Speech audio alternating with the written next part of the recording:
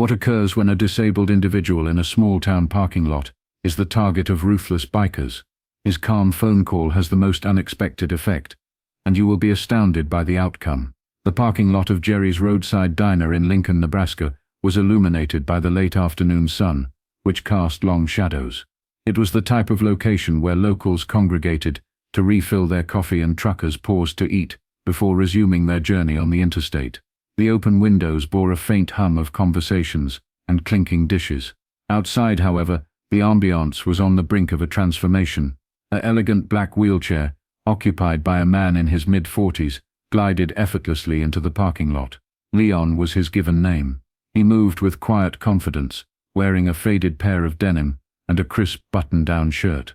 Leon had arrived to eat a late lunch after running errands, his gaze fixed ahead, oblivious that he was about to attract unwanted attention. A group of 5 motorcyclists was situated across the lot, leaning against their motorcycles. One of them elbowed the other, gesturing toward Leon, as their laughter echoed, rough and pointed. He was the type of individual who attracted attention without soliciting it. The combination of his dark complexion and the wheelchair rendered him an anomaly in their world. One of them exclaimed, "Rollin' thunder." His voice pierced the air like a cruel joke. The others laughed, their demeanor suggesting malice. Leon failed to acknowledge their presence.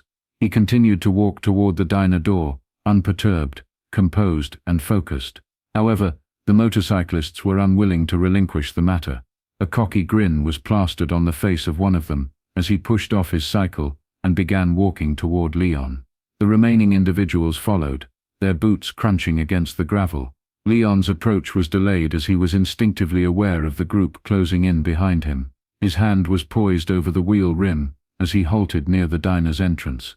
A burly man, with a leather vest and a patch that read Outlaw Rebels, the commander of the bikers, approached. His smile was anything but amicable.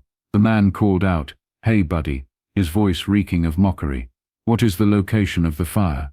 Or are you simply taking a leisurely stroll?" Laughter erupted from the group behind him.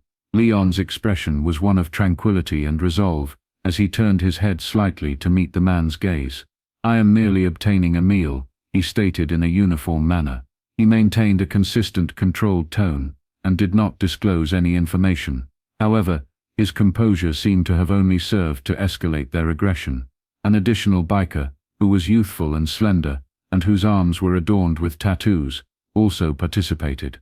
"What is the matter, sir? You are not planning to drive us over, are you?" He elicited another round of cruel laughter by imitating a wheeling motion with his palms. Leon did not respond this time. Instead, he repositioned himself and prepared to pass them, evidently disinterested in their game. However, as he advanced, one of the motorcyclists directly obstructed him. "Not at such a rapid pace," the leader stated, his smile dissipating into a more icy expression. "We are merely amusing ourselves, correct? There is no need to be impolite." The air appeared to be oppressive for a brief period. A few patrons within the diner looked out the windows, but no one was willing to intervene. Leon gazed at the motorcyclist in front of him, before turning to observe the others who were forming a loose semicircle around him. Nevertheless, he maintained his composure. Leon's voice was just the right amount of authoritative to cause the men to pause, as he stated plainly, "I don't want any trouble." However, it was evident that they were not relenting. Leon did not respond. Rather, he reached into his pocket and extracted his phone. His movements were deliberate and sluggish, yet they were not unnoticed.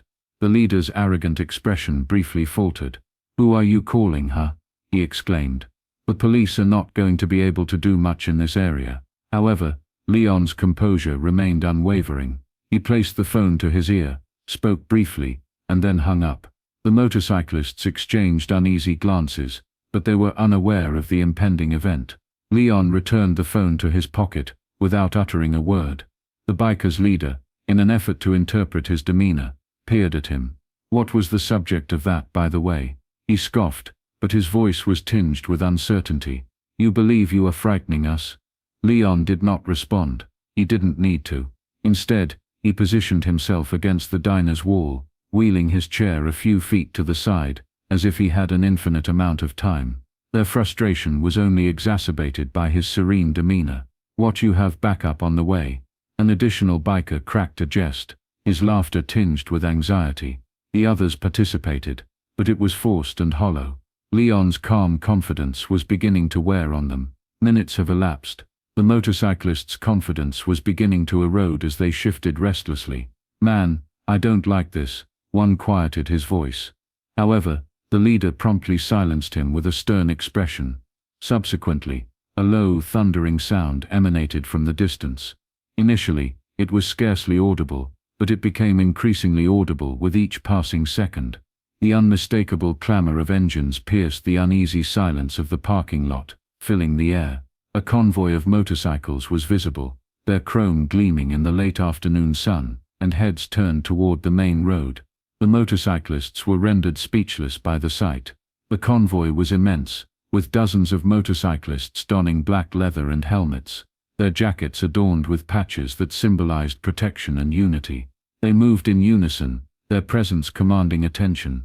Leon observed their approach, his expression appearing inscrutable. He had not spoken since his phone call. However, a subtle smile was now visible at the corner of his mouth. The convoy entered the parking lot with precision, aligning their bicycles in a manner reminiscent of soldiers preparing for combat. The leader of the original bikers took a step back, his confidence eroding as he muttered, "Who the hell are these guys?" However, he was already aware of the answer in his heart. The power dynamic had changed, and there was no turning back. The riders dismounted their motorcycles in a nearly synchronized manner, their boots striking the gravel with a steady rhythm. They moved with purpose. There was no word, no shouting, only a collective presence that was hard to miss. Their leather jackets were adorned with a patch that read, "Guardians of the Road," and each individual exuded a calm authority. The convoy's commander, a tall man with piercing eyes and a silver beard, advanced.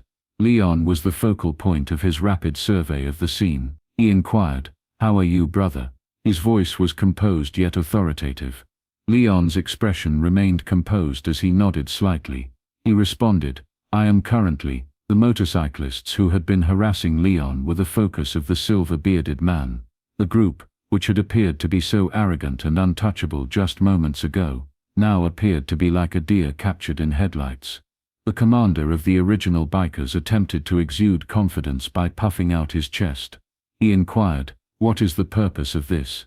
Despite the fact that his voice indicated his anxiety, the Guardian leader's imposing presence was sufficient to cause the man to recoil as he approached, taking a single step.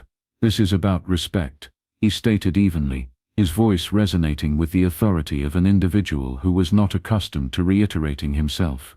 "A concept that is evidently beyond your comprehension." Leon was enclosed within a protective semicircle, as the other Guardians dispersed slightly. The confidence of the original motorcyclists diminished with each passing second as they exchanged glances. The wiry young man with the tattoos, one of them, murmured, "Man, we didn't mean anything by it. I was merely playing around, you know." However, the Guardian leader was not convinced. He folded his arms across his chest and uttered the phrase, "Messing around." Harassing a man in a wheelchair is not a frivolous act. It is a sign of timidity. For the first time, the bikers were unable to respond to the leader's words, as they struck so strongly. The silence was deafening, interrupted only by the faint sound of the diner door opening as inquisitive onlookers peered out to observe the event. The commander of the original bikers swallowed forcefully, his previous smirk now a distant memory. He gazed at his crew, anticipating their assistance. However, their gazes drifted away, oblivious to his gaze.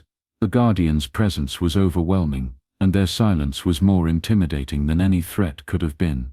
They stood steadfast. Leon eventually spoke, his voice composed yet sharply cutting through the tension. "You were under the impression that I was unaccompanied, were you not?" He paused, allowing the weight of his words to settle. "That is the issue with individuals like you. You only target those whom you believe are incapable of resisting." Leon was glimpsed by the silver-bearded Guardian, whose expression was tinged with a hint of pride. He then returned his attention to the motorcyclists and stated, "Now, this is what is going to transpire. It is your intention to render an appropriate apology to this individual. Afterward, you will depart. Additionally, you will refrain from engaging in this type of behavior in the future, at any time." Am I articulating myself effectively? The biker's leader attempted to dispute, but the Guardian's unwavering, unyielding gaze silenced him. Yeah. He hesitated, and then muttered, Yeah, okay. We apologize. Leon raised his eyebrow. Your tone did not convey the depth of your intention. The Guardian leader's voice dipped just enough to cause the other man to stiffen as he leaned in. You must be sincere. The contrition was delivered once more, this time with greater volume and clarity. The leader expressed remorse, first looking at Leon, and then at the ground. The others offered their own half-hearted apologies, their bravado having vanished entirely. Leon blinked once. I accept the apology. However, it is important to bear in mind that this type of error cannot be rectified on a subsequent occasion. The Guardians remained seated, observing attentively as the bikers retreated to their motorcycles. Their previous arrogance was replaced by humiliation and haste as the group sped off. The tension ultimately dissipated as the parking lot returned to a state of tranquility. Leon extended his hand to the silver-bearded fellow. Thank you, he replied bluntly. Leon's hand was tightly grasped by the individual. Anytime, my sibling. You are not alone, keep that in mind. Their engine's rumble once more filled the air as the convoy began to mount their motorcycles. However, this time, the sound was not one of dread, rather it was one of unity. It is a reminder that strength is derived from numbers, and that it is always important to resist injustice. Leon let out a slow breath as the final Guardians revved their engines and exited the parking lot, the burden of the previous few minutes removing from his shoulders. He could still hear the faint hum of their motorcycles in the distance, a sound that now emanated a sense of triumph rather than intimidation. The diner, which had been so tranquil moments prior, was now brimming with a new energy as patrons who had been observing from the windows began to return to their meals and engage in hushed conversations. Leon moved at a leisurely pace toward the diner's entrance. He had encountered far worse in his life, and today served as yet another reminder that it was consistently the correct course of action to maintain one's composure in the presence of hatred and cruelty. As he entered, the waitress, a middle-aged woman with short blonde hair, greeted him with a gentle smile. Is everything going well out there? She inquired, her eyes examining him for any indications of distress. Leon reciprocated her smile, his demeanor emanating warmth. Yes, everything is now in order. There was a minor misunderstanding. She raised an eyebrow, but refrained from further questioning him. I am pleased to hear that. What is customary for you? He replied. I would appreciate it, as he seated down in his customary booth. Leon was unable to avoid contemplating the fleeting encounter. The motorcyclists believed that they could exploit his disability and intimidate him. However, they had overlooked one crucial aspect. Leon was not merely a man in a wheelchair. He was a member of a more extensive community that would not hesitate to support him in times of need. The Guardian with a silver beard had been correct. This was not solely about the contrition. It was also about the message, about demonstrating that unity was powerful, and that a single individual could make a difference, even in the presence of intimidation. Leon had remained steadfast, and in doing so, he had served as a reminder to those in his vicinity that genuine fortitude is not derived from one's physical endurance, but rather from one's capacity to remain authentic, regardless of the circumstances. It was not only a lesson for the motorcyclists, but for all those who observed. Never underestimate anyone, regardless of their origin or circumstances. In the end, kindness and respect always prevail over dread and cruelty. The waitress brought Leon his coffee, and he took a drink, allowing the warmth to permeate his body. He experienced tranquility for the first time that day. He had triumphed, not because he was compelled to engage in combat, but rather because he had maintained his integrity, which in turn served as an example for others.